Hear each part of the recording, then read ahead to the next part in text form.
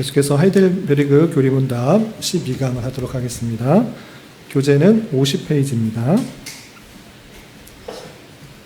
오늘 31문, 32분 아주 짧은 내용인데 오늘 핵심적으로 좀 살펴보고 정리하도록 하겠습니다. 먼저 히브리서 1장 9절 요절 말씀 읽고 하이델베르그 교리문답 살펴보도록 하겠습니다. 히브리서 1장 9절 교재에 나와 있는 내용 같이 한번 읽어보겠습니다. 시작.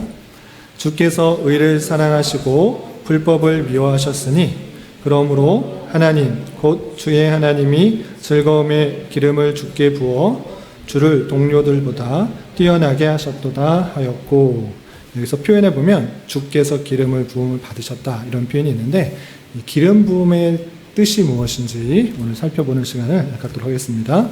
하이델베르그 31문과 32문은 예수 그리스도의 기름 부으심, 그리스도라는 의미가 갖고 있는 것이 무엇인지, 그리고 왜 우리가 그리스도인으로 불리는지, 그리스도인을 불리면 어떠한 자세로 살아가야 되는지 내용들이 나와 있는데, 이 내용만 딱 하면 너무 짧게 끝날 것 같아서 우리 지난 시간에 배웠던 내용들 다시 한번 정리하고 복습하고 오늘 내용 살펴보도록 하겠습니다.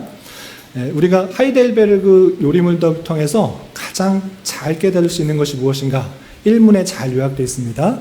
우리의 위안이 어디서부터 오는가? 라고 할 때 우리는 사나 죽으나 우리가 예수 그리스도께 귀속해 있다는 것, 속해 있다는 것이 참된 위안이다. 그것이 성경에서 받을 수 있는, 또 하이델베르그에서 강조하고 있는 사랑인 것입니다.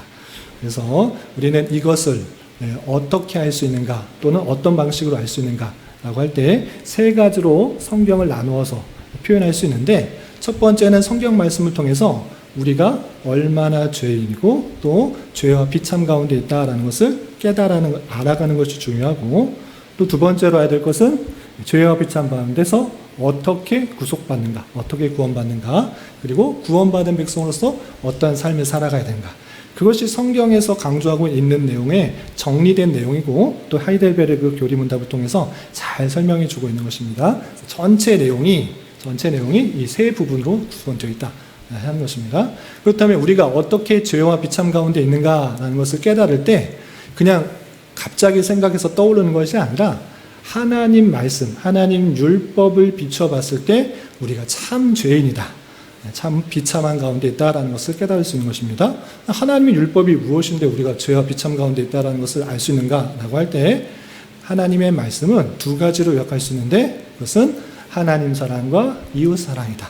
하나님을 진실되게 정말로 사랑하고 있는가, 또 이웃을 내 몸과 같이 정말 사랑하고 있는가, 자세히 살펴볼 때 그렇지 못하기 때문에 우리는 죄와 비참 가운데 있다라는 것입니다.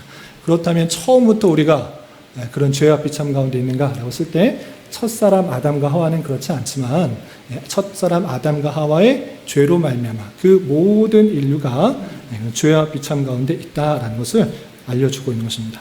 그렇다면 그 죄와 비참 가운데 있는 사람을 어떻게, 누가 구원해낼 수 있는가, 그 죄와 비참 가운데 구원할 자가 누구인가라고 할 때 어떠한 사람도 다 죄인이기 때문에 인류로 일반적으로 태어난 모든 사람을 통해서는 그 죄와 비참에서 건져낼 자가 없다라는 것을 알려준 것입니다.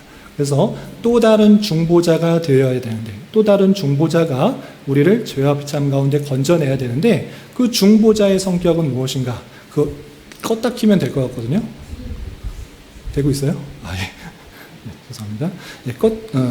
중보자의 그럼 조건이 무엇인가라고 할 때 사람이 죄기 때문에 사람이 대신하여서, 또 다른 피조물이 아니라 사람이 죄기 때문에 사람이 그 죄의 값을 대신 지어야 되고, 그렇다면 그 죄의 값을 담당할 사람은 죄가 없는 사람이어야 되기 때문에 참 사람이자 참 하나님인 그런 중보자가 되어야 된다라는 것을 알려줬습니다. 그 중보자가 도대체 누구인가 그럴 때 예수 그리스도다. 예수 그리스도를 통하여서 중보자가 되어서 우리가 죄와 비참 가운데 건져내는데, 그럼 그 예수 그리스도가 오셨기 때문에, 그 중보자 오셨기 때문에 태어난 모든 사람이 다 그 중보자로 말미암아 구원을 받는가라고 했을 때 그것이 아니라 참으로 믿는 자, 참으로 예수를 구주로 믿는 자가 구원을 받게 된다라는 것을 알려주고 있습니다. 그러면 그 참으로 믿는다라는 것이 무엇인가? 참된 믿음이 무엇인가? 구원을 받기 위한 참된 믿음이 무엇인가라고 할 때 하이델베르그 교리문답에서는 두 가지로 설명하고 있습니다. 그것이 바른 지식과 굳은 신뢰. 그러니까 지식이 바라야 되고 그 지식에 대해서 끝나는 것이 아니라 그것에 대한 신뢰가 덧붙여야 된다. 그것이 참된 믿음이고 그것을 통해 구원을 받는 것이다. 이렇게 설명해 주고 있는 것입니다. 그래서 바른 지식이 무엇인지에 대한 설명이 쭉, 그 다음에 굳은 신뢰가 무엇인지 내용을 쭉 이제 설명해 나가는 중에 지금 우리가 살펴보는 것은 바른 지식은 어디에 잘 요약되는가?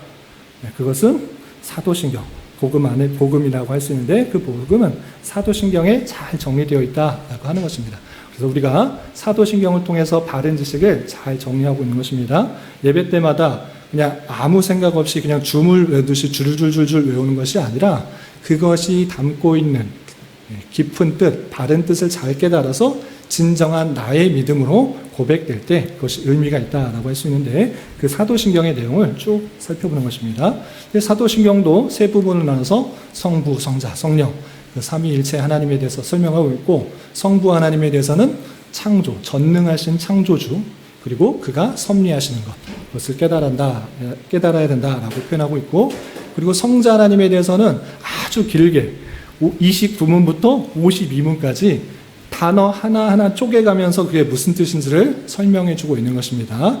그 중에 첫 번째 우리의 성자 하나님에 대한 고백이 있어서 나는 어떻게 고백하죠? 그의 유일하신 아들 우리 주 예수 그리스도를 믿습니다. 사도신경의 성자에 대한 첫 부분을 배우고 있는 중에 그 중보자, 유일하신 아들, 독생자, 주, 예수, 그리스도 이것에 대해서 살피는데 우리나라 번역상으로는 독생자, 주, 예수, 그리스도 순서지만 원래 라틴어 순서대로 해보자면 순서가 어떻게 된다고 그랬죠? 예수, 그리스도, 독생자, 주 이렇게 되어 있다. 그래서 이 하이델베르그 교리문답도 하나하나 단어의 의미를 설명하는 데 있어서 예수에 대해서 설명하고 있고 그리스도에 대해서 그리고 독생자, 주 이런 순으로 설명해 가고 있다는 것을 살펴보시면 되겠습니다. 지난주에 오신 분도 계시지만 안 오신 분도 있어서 지난주에는 그 예수가 뜻하는 게 무엇이냐 예수라는 의미가 뜻하는 게 무엇인지를 설명했고 그리고 그것을 통해서 우리가 예수가 구원자다라는 것에서 그 중보자가 뜻하는 이름을 통해서 어떤 의미를 갖고 있는지를 생각해 본 것입니다. 오늘은 두 번째 단어인 그리스도. 그리스도에 대해서 무슨 뜻이냐? 그리스도가 무슨 뜻이냐? 그리고 우리가 왜 그리스도인을 불러야 되는가? 그 의미가 무엇인지 두 가지 살펴보겠습니다. 정리되셨죠? 그럼 이제 본문으로 돌아가겠습니다. 50페이지 31문입니다. 우리가 사도신경의 내용 중 성자에 대한 부분 지난주에서는 예수에 대해서 의미를 다 살펴보았고 오늘은 그리스도라는 의미를 살펴보게 될 것입니다. 제가 31문을 읽을 테니까 여러분들이 답변을 읽어주시기 바랍니다. 제 31문 왜 그를 그리스도 즉 기름 부음 받은 자라고 부릅니까? 답 왜냐하면 그는 우리의 큰 선지자와 교사로 우리의 유일한 대사장으로 우리의 영원한 왕으로 성부 하나님께로부터 세움을 받았으며 성령으로 기름 부음을 받았기 때문입니다. 선지자와 교사로서 그는 우리의 구속에 관한 하나님의 비밀스러운 경륜과 뜻을 온전히 계시하며 대제사장으로서 그는 자신의 몸으로 드린 유일한 제사로 우리를 구속하셨으며 아버지 앞에서 우리를 위하여 항상 중보하시며 영원한 왕으로서 그는 우리를 그의 말씀과 영으로 다스리시며 그가 획득하신 구속으로 우리를 보호하고 지키십니다. 예수 그리스도, 그리스도의 뜻, 즉 기름 부음 받은 자인데 왜 그렇게 부르냐라는 것을 설명해 준 것입니다. 여기에 앉아 계시는 대부분은 이 그리스도의 의미를 아시는 분이시겠지만 다시 한번 복습한다 생각하시고 아직 잘 모르시는 분 또 접하지 않으신 들을 위해서 다시 복습하신다 생각하시면서 다시 정리할 수 있기 바랍니다. 그리스도라는 뜻 무엇이냐? 그리스도가 한글입니까? 물론 한글로 쓰여 있지만 그 원래적인 의미가 무슨 뜻인가라고 할 때 기름 부음 받은 자라는 뜻의 헬라어가 그리스도입니다. 크리스트. 그러면 이 헬라어의 같은 뜻을 갖고 있는 히브리어를 알고 계시는 분 있으십니까? 메시아. 메시아. 구약 성경에 메시아가 올 것이다. 메시아가 올 것이다. 이렇게 계속적으로 나와 있는데 메시아하고 그리스도하고 같은 말입니까? 다른 말입니까? 같은 말이다. 메시아는 기름 부음 받은 자이라는 뜻이고 이것을 헬라어로 바꿨을 때 그리스도라 이렇게 부르는 것입니다. 이거는 그냥 성경 학자들이 이렇게 연구해서 그런 것이 아니라 성경에 그냥 그대로 쓰여 있습니다. 혹시나 하시는 분을 위해서 한번 찾아드리겠습니다. 요한복음 1장 41절. 요한복음 1장 41절. 여러분 갖고 계시는 성경을 찾아보시기 바랍니다. 요한복음 41장 찾으셨나요? 성경책 없으신가요? 찾기 귀찮으신가요? 빨리 끝냈으면 좋겠는데.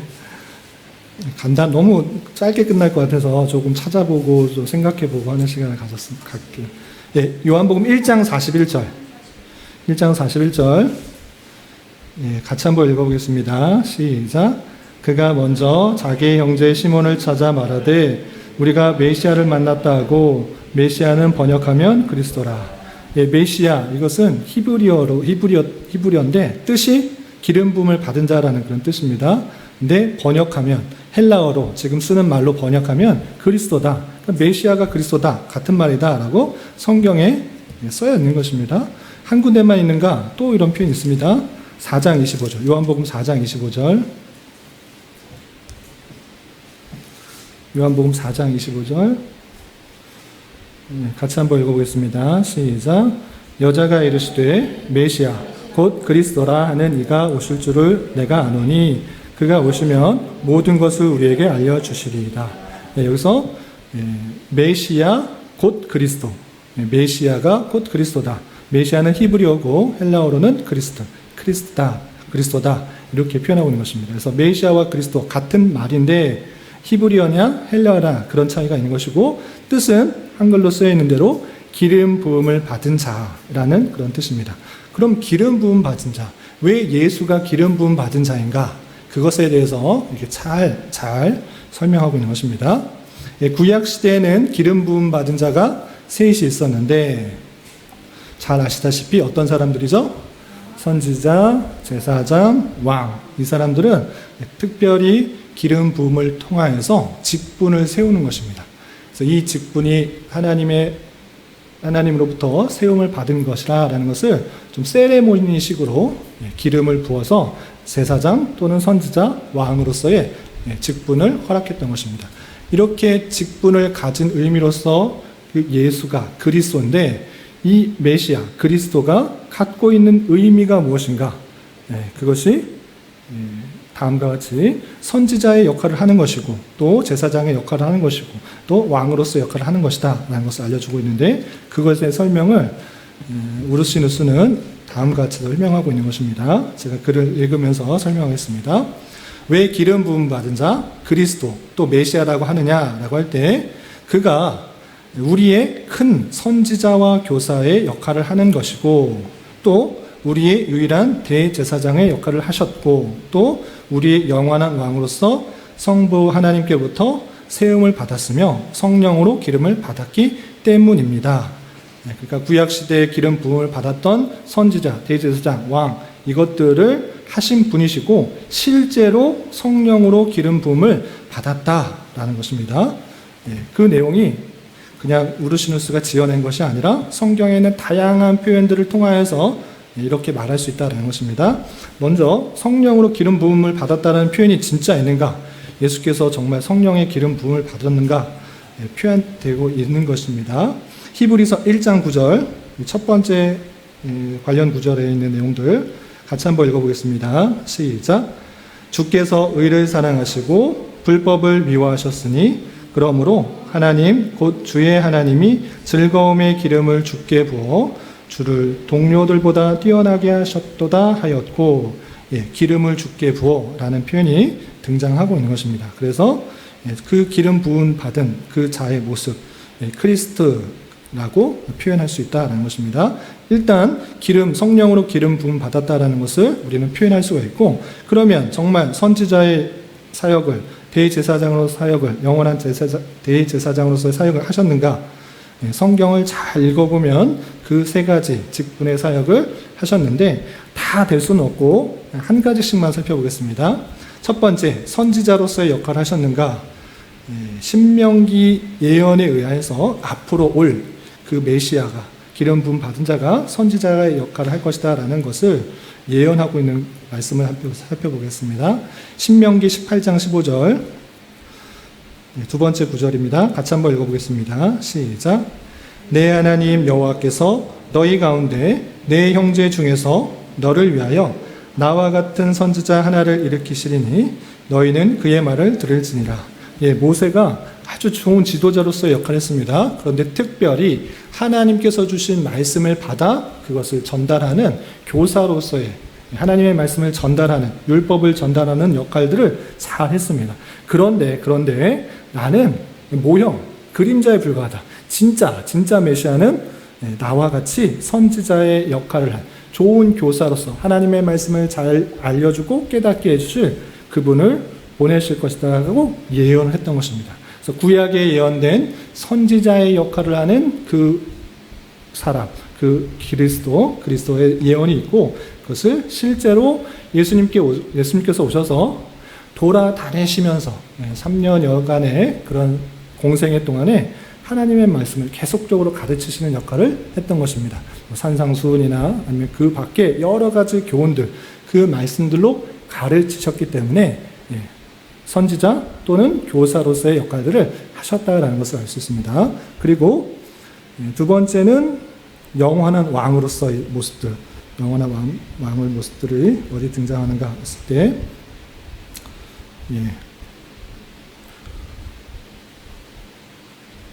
여기서는 표현이 안 됐는데, 여기 교재에는 표현이 안 됐는데, 예수님께서 풍랑을 장장케 하시고 또 죽은 자를 살리시고 병을 고치시는 모든 것들은 무엇을 뜻한다? 하나님께서 이 모든 것들을 다스리시는 분이시다라는 것을 표현해주는 그런 사역들인 것입니다. 똑같이 오늘날에도 해야 된다라는 것을 알려주기 위해서 표현한 것이 아니라 예수 그리스도께서 이 땅에 오셔서 왕으로서의 모습들을 보이신 그 내용들을 한 것입니다. 그래서 사람들의 눈에 보이는 그냥 어떤 지역의 한 나라의 왕, 이것이 아니라 죽음을 다스리시고 풍랑을 다스리시고 모든 것들을 다스리시는 분이시라는 것을 공생애 동안에 친히 드러내신 것입니다. 그리고 대제사장으로서의 역할들 4번에 있네요. 51페이지 가로 4번에 있는 내용, 시편 110편 4절 말씀 같이 한번 읽어보겠습니다. 시작. 여호와는 맹세하고 변하지 아니하시리라. 이르시기를 너는 멜기세덱의 서열을 따라 영원한 제사장이라 하셨도다. 영원한 제사장의 예언을 하는 그 메시아 예언시의 내용을 통하여서 이분이 하실 내용은 제사장의 역할을 하는 것이구나 라고 표현하고 있는 것입니다. 구약의 제사장은 일반 죄인이 하나님 앞에 직접적으로 갈 수 없기 때문에 중보자로서 피의 제사를 통해 하나님과의 관계를 이어주는 역할을 했던 것입니다. 그분이 누구이신가? 그것은 계속적으로 예표되고 모형인데 그림자일 뿐인데 실제로 참된 제사장은 자기의 죄가 없어야 되는 그런 사람이기 때문에 예수께서 그 역할들, 제사장으로서 역할을 하는 것이다. 그리고 십자가에 한 번 달려 돌아가심으로 말미암아 모든 그 제사를 완성시키시는 그 분이시다라는 것을 히브리서에서 잘 표현해주고 있는 것입니다. 히브리서 7장 21절 그 밑에 보시면 그들은 맹세 없이 제사장이 되었을 때 오직 예수는 자기에게 말씀하신 이로 말미암아 맹세대로 되신 것이다.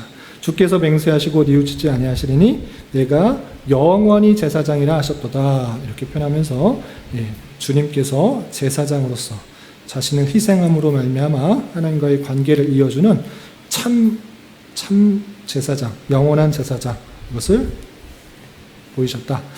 제사장도, 대제사장도 기름 부음 받았는데 그런 역할들을 한 것이다 라고 표현하고 있습니다. 그리고 그 31문 그 중간 이후서부터는 그것을 설명해 준 것입니다. 선지자와 교사로서 어떤 역할을 했는지, 대제사장으로서 어떤 역할을 하셨는지, 영원한 왕으로서 어떤 일을 하셨는지 쭉 설명인데, 제가 한번 쭉 읽어보겠습니다. 31문 중간, 답변 중간 부분입니다. 선지자와 교사로서 그는 우리 구속에 관한 하나님의 비밀스러운 경륜과 뜻을 온전히 계시하셨으며, 또 대제사장으로서 그는 자신의 몸으로 드린 유일한 제사로 우리를 구속하셨으며, 아버지 앞에서 우리를 위하여 항상 중보하시며, 영원한 왕으로서 그는 우리를 그의 말씀과 영으로 다스리시며 그가 획득하신 구속으로 우리를 보호하고 지키십니다. 대제사장으로서 아까 말씀드렸던 것은 십자가에 자기를 달려 돌아가심으로 영원한 제사를 완성시키셨다, 이것을 표현했는데, 그것으로 그치지 않습니다. 그것으로 끝나지 않고 그 대제사장의 역할들을 보시면 아버지 앞에서 우리를 항상 중보하신다, 이런 표현이 있습니다. 대제사장으로는 그 직분상 중보의 개념이 있는 것입니다. 죄 있는 인생과 하나님과의 그 가운데서 중보하는 역할을 하는데, 오늘날에도 똑같이 중보하신다, 이런 표현들이 있는 것입니다. 여러분 각주 5번을 보시면 51페이지 5번 로마서 8장 34절에 이런 표현이 있습니다. 같이 한번 읽어보겠습니다. 시작. 누가 정죄하리요? 죽으실 뿐 아니라 다시 살아나신 이는 그리스도 예수시니 그는 하나님 우편에 계신 자요 우리를 위하여 간구하시는 자신이라. 주님께서 부활 승천하셔서 주님의 우편에서 무엇을 하시는가 라고 할 때, 우리를 위해서 친히 간구하신다, 계속적으로 중보하신다, 이렇게 표현되고 있는 것입니다. 그래서 대제사장의 역할은 물론 자신의 제물을 드려서 죄를 씻는 그것도 있지만, 계속적인 중보, 오늘날에도 계속적으로 우리를 위하여 간구하시는 역할들을 하신다, 이 생각도 하셔야 될 것입니다. 그리고 영원한 왕으로서 우리를 다스리신다, 그리고 우리를 지켜 보호하신다, 이것이 그리스도의 사역이시다 하는 것입니다. 그런 표현들이 많이 있는데 각주 6번을 보시면 시편 2편 6절, 누가복음 1장 33절, 마태복음 28장 18절 등등을 통하여서 주님께서 왕으로서의 역할들을 감당하셨다라는 것을 알 수 있습니다. 이렇게 그리스도라는 의미는 기름 부음 받은 자라는 것이고, 예수님께서 특별히 어떤 직분으로서의 사역을 하셨는가를 표현해 주고 있는 것입니다. 중보자에 대해서 이름을 예수라고 쓸 때 구원하시는 분 생각하는 것이고, 그리스도시다 할 때는 세 가지 직분을 하셨다. 왕으로서, 제사장으로서, 선지자로서 하나님의 말씀을 전파하시고 계시를 드러낼 뿐만 아니라 중보자로서 우리의 죄를 사하시고 또 계속적으로 중보하시며 또 우리를 다스리시고 지켜 보호하신다. 이것들을 잘 생각해야 될 것입니다. 이 3직분, 세 개의 직분을 아는 것이 왜 중요한 것인가 라고 할 때, 주님께서 그렇게 드러나셨고 예수께서 그렇게 하시기 때문에 그것을 아는 것이 중요한데, 이것에 있어서 잘못 적용되면 어떻게 되는가, 이것까지 좀 설명을 드려야 될 것 같습니다. 이 세 직분을 바로 이해해야 되는데, 한 직분만 강조하게 되면 잘못 나가는 경우가 있습니다. 예를 들어서 예수님의 직분이 뭐뭐 있다고요? 선지자, 왕, 제사장. 선지자 직분만 강조되는 경향이 있습니다. 뭐냐? 예수님께서 이 땅에 오셔서 하나님의 뜻을 잘 밝히고 잘 드러내고 좋은 교훈, 우리가 평생을 살아야 될 좋은 교훈들을 알려주셨습니다. 그래서 이것에 지나치게 강조되면 어떻게 되느냐, 그 교훈에 아주 중점을 두어서 자유주의 신앙으로 나가기 쉽습니다. 예수님께서 하신 그 중보 사역과 왕의 사역 물론 있지만, 예수님께서 우리에게 주신 그 교훈들을 적용해야 된다라는 것들을 대단히 많이 강조하면 자유주의 신학으로 빠질 수 있습니다. 그 교훈이 오늘날에서는 이렇게 적용해야 된다, 오늘날에서는 이렇게 적용해야 된다. 물론 적용하는 거 나쁘다는 의미가 아니고, 그것만을 강조하게 되면 오늘날의 자유주의 신학에 있어서 나타나는 경향, 그쪽으로 빠지기가 쉽다라는 것입니다. 그리고 두 번째, 제사장 직분만 강조하는 데는 어떤 경향들이 있는가?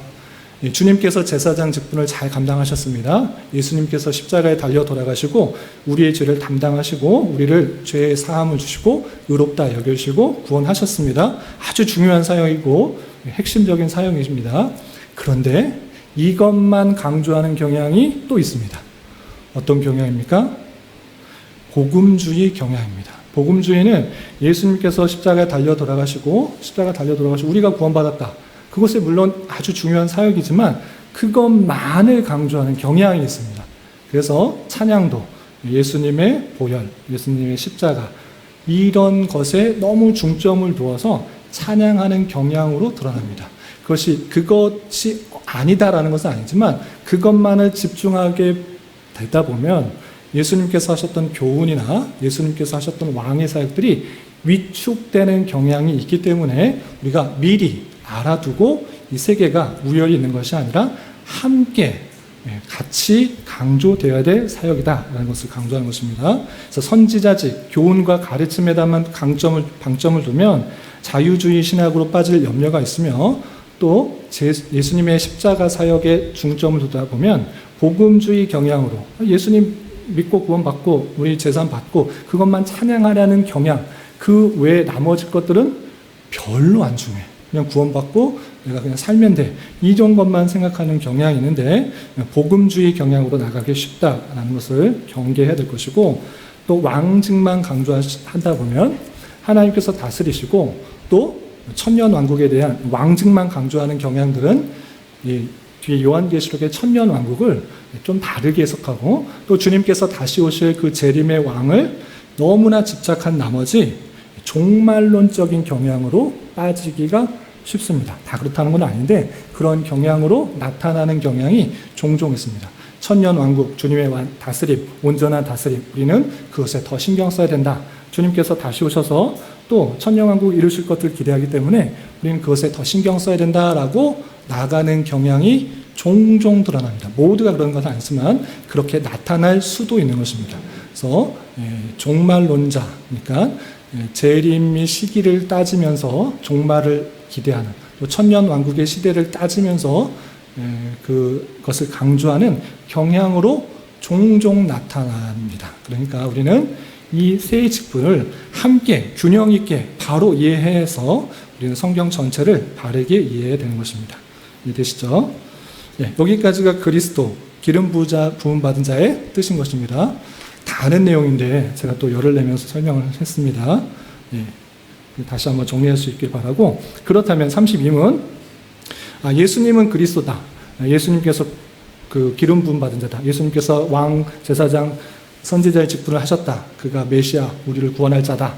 예언되었던 그 자다라는 것들을 알려준 것이 이제 정리됐습니다. 이제 거기서 끝나는 것이 아니라 그런데 왜 우리가 그리스도인이라고 불려야 되는가? 그것도 잘 설명해 주고 있는 것입니다. 우리가 성경에 보면 그리스도인이라 불림을 받았는데 왜 지금도 그때만이 아니라 지금도 그리스도인이라 불리는가? 그리스도인을 불렸을 때 그 의미가 무엇인지를 우리 스미스가 잘 설명해 주고 있는 것입니다. 제가 32문을 읽을 테니까 여러분들의 답변을 한번 읽어주시기 바랍니다. 제32문 그런데 왜 당신이 그리스도인이라고 불립니까? 답 왜냐하면 내가 믿음으로 말미암아 그의 몸과 기름 부음에 참여하기 때문인데 이로써 나는 그에게 나 자신을 산제물로 드리도록 그의 이름을 고백하며 이 생에서 자유로운 양심으로 죄와 사탄에 대항하여 싸우며 이후로 영원토록 그와 함께 모든 피조물들을 다스립니다. 번역이 조금 직접적으로 되어 있어서 제가 보충 설명드리면 31문에서 예수님께서 그리스도인이라 불리는 이유에 대해서 원리와 그 역할들에서 자세하게 설명했잖아요. 이것도 똑같은 방식으로 한 것입니다. 왜 우리가 그리스도인을 불리는지, 불렸다고 하면 어떤 일들이 자연적으로 따라오는지를 설명한 것입니다. 첫 번째, 왜 그리스도인으로 불리는가? 저와 여러분들이 왜 그리스도인을 불리는가라고 할 때 첫 번째 줄에서 왜냐하면 내가 믿음으로 말미암아 그의 몸과 기름 부음에 참여했기 때문이다. 이렇게 설명한 것입니다. 우리 믿음으로 말미암아 주님과 그리스도와 연합되었다. 이것을 표현한 것입니다. 연합된 것뿐만 아니라 성경의 표현에 의하면 기름 부음을 받았다. 기름 부음 받는다는 게 무슨 뜻이? 아까 헬라어로 뭐라고 했습니까? 그리스토라고 했잖아요. 그렇기 때문에 우리가 그렇게 불릴 수 있다는 것입니다. 주님께 붙어 있을 뿐만 아니라 우리 또한 기름 부음을 받았기 때문에 그리스도인이라 불릴 수 있다는 것입니다. 성경에 어디 그런 게 있냐? 도대체 무슨 근거로 하느냐? 우르시누스가 그것을 잘 설명해 주고 있는 것입니다. 첫 번째 1번에서 보시면 첫 번째로 사도행전에 사도와 그런 제자들이 이렇게 불렸다라는 것을 설명하고 있는데 제가 읽어보겠습니다. 만남에 안디옥에 데리고 와서 둘이 교회에 1년간 모여 있어 큰 무리를 가르쳤고 제자들이 안디옥에서 비로소 그리스도인이라 일컬음을 받게 되었더라 했습니다. 그리스도를 증거하고 그리스도처럼 행하기 때문에 약간 비꼬듯이 저 그리스도인이다 이렇게 불렸다라는 것입니다. 그런데 그때 당시 이래로 오늘날 우리에까지 똑같이 그리스도인이라 불린다라는 것인데 그렇다면 우리가 기름 부음에 정말 참여했는가, 기름 부음을 받았는가, 이것이 요한일서 2장 27절에 우리도 기름 부음을 받았다라고 표현할 수 있다라는 것입니다. 52페이지 2번, 각주 2번, 요한일서 2장 27절 같이 한번 읽어보겠습니다. 시작. 너희는 주께 받은 바 기름 부음이 너희 안에 거하나니 아무도 너희를 가르칠 필요가 없고 오직 그의 기름 부음이 모든 것을 너희에게 가르치고 또 참되고 거짓이 없으니 너희를 가르친 그대로 주 안에 거하라. 사도 요한이 성도들에게 너희는 주께 기름 부음을 받았다. 그의 기름 부음이 가르칠 것이다. 이렇게 표현하고 있는 것입니다. 그렇기 때문에 기름 부음의 뜻인 그 그리스도라는 것을 받을 만하다. 이렇게 하는 것입니다. 그렇게 표현하고 있기 때문에 우리는 그리스도인이라 불리는 것 마땅하다. 그리고 사도행전 2장 17절에서도 하나님이 말씀하시기를 말세에 내가 내 영을 모든 육체에 부어주리니, 그래서 기름 부음이라는 것은 성령께서 임하셨다라는 것을 상징적으로 눈에 보이는 방식으로 표현하기 위해서 기름을 부었는데 이것을 그 실제적인 의미에 있어서 내 영을, 성령을 모든 육체에게 부어줄 것이다. 이런 표현들, 우리에게 성령을 받았다고 하면 기름 부음을 받았다라고 표현할 수 있기 때문에 그리스도인으로 불릴 수 있다는 것입니다. 그리고 여기에는 표현되어 있지 않지만 주님을 믿는다는 것은 갈라디아서의 표현에 하면 주님과 연합한 자가 된다라고 표현하고 있는 것입니다. 주님의 몸에 함께 연합되었기 때문에 우리는 그리스도에 그리스도에게 붙어있는 사람이다라고 표현할 수 있는 것입니다. 그렇다면 이제 정의는 우리는 그리스도인이다 불릴 수 있는데, 그렇다면 우리는 어떤 삶을 살아야 되는가, 이것을 계속해서 설명하고 있는 것입니다. 그래서 답 두 번째 줄을 보시면 이로써 우리가 그리스도인이기 때문에 어떻게 되느냐. 첫 번째, 나는 그에게 나 자신을 산제물로 드리도록 해야 됩니다. 그랬습니다. 주님께서도 대제사장으로서 십자가에 달려 돌아가심으로 주님께 온전히 드린 바 되었습니다. 마찬가지로 우리가 기름 부음에 참여했다고 하면 우리 자신을 하나님 앞에 산 제물로 드려야 된다라고 표현하고 있는 것입니다. 그것이 성경의 표현인 것입니다. 우르시누스가 그렇게 고안해낸 것이 아니라 성경에 분명히 표현되어 있다, 그렇게 말하는 것입니다. 어디 표현되느냐, 각주 3번을 보시면 로마서 12장 1절, 잘 아시는 구절이죠. 같이 한번 읽어보겠습니다. 로마서 12장 1절 함께 봉독합니다. 시작. 그러므로 형제들아, 내가 하나님의 모든 자비하심으로 너희를 권하노니 너희 몸을 하나님이 기뻐하시는 거룩한 산 제물로 드리라. 이는 너희가 드릴 영적 예배니라. 우리가 그리스도인이 되었기 때문에 주님께서 대제사장으로서 주님 몸을 드리신 것처럼 우리 또한 우리 몸을 하나님께서 기뻐하시는 삶의 모습으로 드려야 된다. 그것이 산 제물이다 라고 표현하고 있는 것입니다. 이해가 되시죠? 예배만 드리고 예배만 잘 거룩하게 드리고 실제 삶에 있어서는 내 마음과 내 뜻과 내 정욕과 내 원하는 대로 다 산다. 이것이 그리스도인의 마땅한 모습입니까? 아니다. 물론 주일날 예배 드리는 것, 천국의 모형으로서 앞으로 참된 안식에서 모습들을 기대하면서 준비하는 것이지만 실제로 주일에만이 아니라 실제 모든 삶에 있어서 나를 구원해 주신 주님 그 은혜를 생각하면서 내 몸을 하나님께서 원하시는 산 제물로 하나님의 뜻에 맞추어 살아가는 것, 그것이 정말 마땅한 그리스도인으로서의 모습이다 라고 표현하고 있는 것입니다. 그래서 로마서의 표현에 의하면 우리를 산 제물로 드려라, 그것이 삶에 있어서의 영적 예배다, 이렇게 표현하고 있는 것입니다. 그리고 직접적으로 산 제물로 드린다는 것은 예수님께서 대제사장의 역할을 하신 것처럼, 사역을 하신 것처럼 우리 또한 제사장으로서의 모습이다. 그것이 제사장으로서의 모습이다. 하나님께 산 제물로 드리는 것, 하나님께 온전히 바쳐진 자로 드리는 것, 그것이 제사장으로서의 모습이다 라고 표현하고 있는 것입니다. 그래서 베드로전서 2장 9절, 이것도 유명한 구절입니다. 같이 한번 읽어보겠습니다. 시작. 그러나 너희는 택하신 족속이요 왕같은 제사장들이요 거룩한 나라요 그의 소유가 된 백성이니 이는 너희를 어두운 데서 불러내어 그의 기이한 빛에 들어가게 하신 이의 아름다운 덕을 선포하게 하려 하십니다. 각각 구절 끊어서 설명할 것이 많지만 여기서는 핵심적인 단어를 무엇 하려고 했냐면 너희는 왕같은 제사장이다. 제사장, 왕같은 제사장, 왕도 설명할 것이지만 일단 여기 관련 구절에서는 너희 제사장이다. 제사장, 너 그리스도인, 예수님께서 그런 것처럼 너희도 제사장이다. 제사장이 뭐 한다고요? 제사를 오늘날 똑같이 드리는 것이 아니라 내 몸을 하나님 앞에 온전히 바치는 제사장으로의 역할을 해야 된다 라고 표현하고 있는 것입니다. 그래서 내 자신을 산 제물로 드리는, 내 몸 전체를 하나님께서 원하시는 것으로 바쳐지는 그런 영적 예배를 드려야 되는 그런 사람으로서 마땅히 해야 됨을 밝혀주고 있는 것입니다. 그리고 두 번째, 이제 제사장으로서 역할을 했는데, 두 번째는 그의 이름을 고백하며 되어 있는데, 이런 번역이 또 다른 번역에 하면 그의 이름을 증거하며 이렇게 되어 있습니다.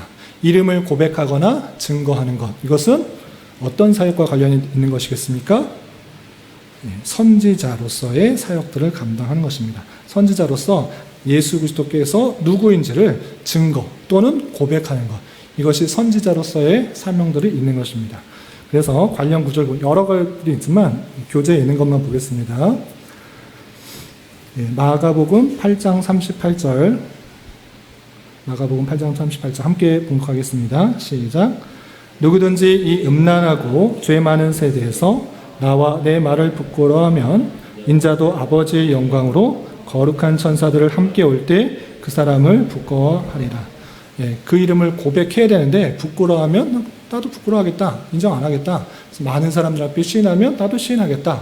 그러니까 그리스도로서의 마땅한 자세는 예수 그리스도께서 누구인지를 시인하고 증거하고 드러내는 역할들을 하도록 된 것입니다. 하나님께서 택하신 백성들을 그냥 구원하실 수 있으시지만 우리의 증거를 통해, 우리의 고백을 통해, 우리의 삶을 통해서 주께로 들어오고 주께 돌아오고 주께서 어떤 분이신지를 깨닫게 되는 것입니다. 이렇게 그리스도인이라면 마땅히 이 선지자로서의 모습들, 예수 그리스도께서 누구인지를 드러내는 그 일들을 감당해야 된다. 그렇기 때문에 그리스도인이라 불릴 수 있다라는 것이고요. 마지막으로 답 세 번째 줄과 네 번째 줄을 쭉 읽어보면 이 생에서 자유로운 양심으로 죄와 사탄에 대항하여 싸우며 이후로 영원토록 그와 함께 모든 피조물을 다스립니다. 이것은 어떤 사역과 관련됐냐면 왕으로서의 사역과 관련인 것입니다.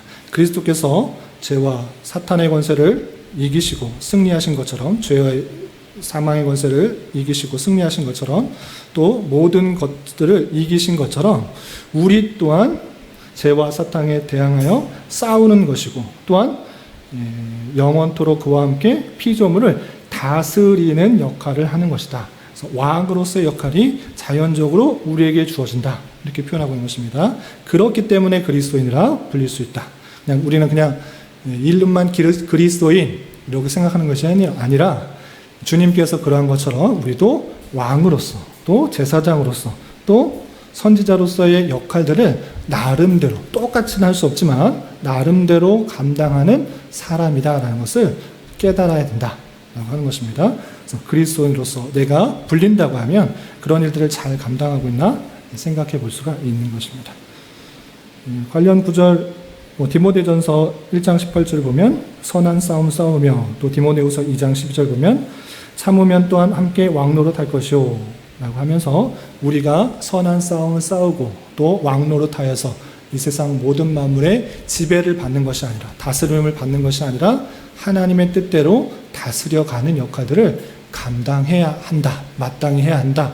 그리스도인이라고 불린다고 하면 그런 일들을 하는 것이 자연스럽고 당연하다라고 밝혀주고 있는 것입니다. 이해가 다 되시죠?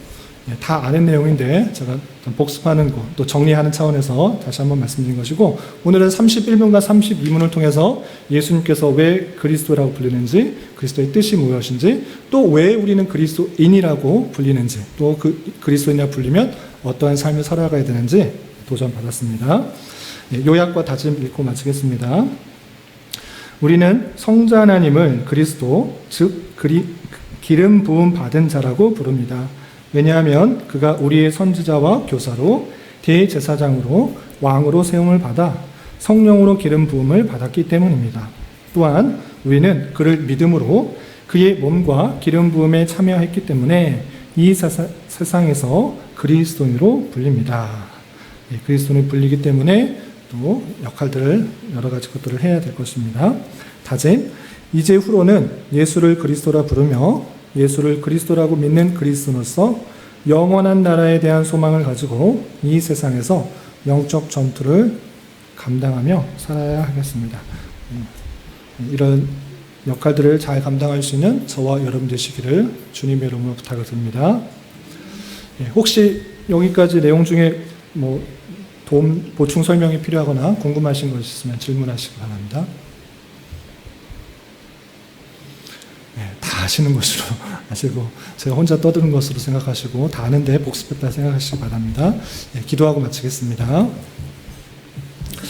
하나님 아버지 감사합니다. 오늘 사도신경의 내용 중에 그리스도라는 말의 뜻과 또 그리스도인이라고 불리는 우리의 정체성과 사명에 대해서 살펴보았습니다. 주님께서 이 땅에 오셔서 왕과 제사장과 또한 선지자의 사역을 감당하심으로 우리를 구원하셨다는 것을 기억하며 그의 교훈과 또 그의 구원과 그 다스림을 본받아서 우리가 그런 역할들을 또 주님의 몸된 교회로서 잘 감당할 수 있는 주님의 거룩한 백성이요 주님의 몸된 교회가 다 될 수 있도록 인도하여 주시옵소서. 특별히 교회 안에 몸이 불편하고 또 어렵고 힘든 여러 성도들이 있사오니 주님 건강 주셔서 잘 회복될 수 있도록 인도하여 주시고, 또 하나님께서 맡겨주신 여러 가지 사역들을 감당하기 부족함이 없도록 인도하여 주시고, 우리 교회가 주님께서 보시기에 아름다운 교회, 또 찾으시는 교회, 또 기뻐하시는 교회가 될 수 있도록 주님 역사하여 주시옵소서. 이후에 있을 운영위원회 회의와 또 돌아가는 발걸음도 주님께서 지켜보아야 주시고 하나님의 선하신 것들이 잘 드러날 수 있도록 인도하여 주시옵소서. 예수님의 이름으로 감사히 기도드리옵나이다. 아멘.